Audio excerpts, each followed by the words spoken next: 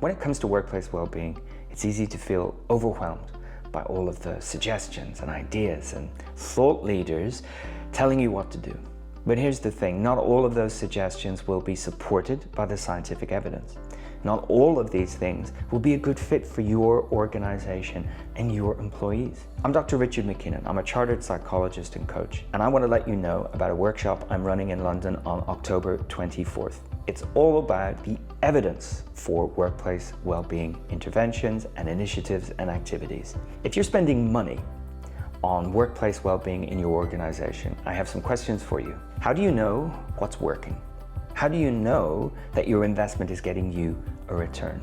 How do you know that what you're doing in terms of well-being isn't having a negative impact on your employees? What actually works? How can you tell the difference between a fad and something that's going to make a difference? In this workshop, I'm going to be outlining how you can be a more evidence-based practitioner, how you can avoid some really common pitfalls when it comes to well-being initiatives in the workplace, and how you can spot fads and fashions and myths and misunderstandings long before they take hold in your decision making.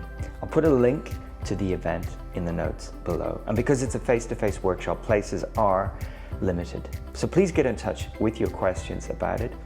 Otherwise, I look forward to seeing you on October 24th in London.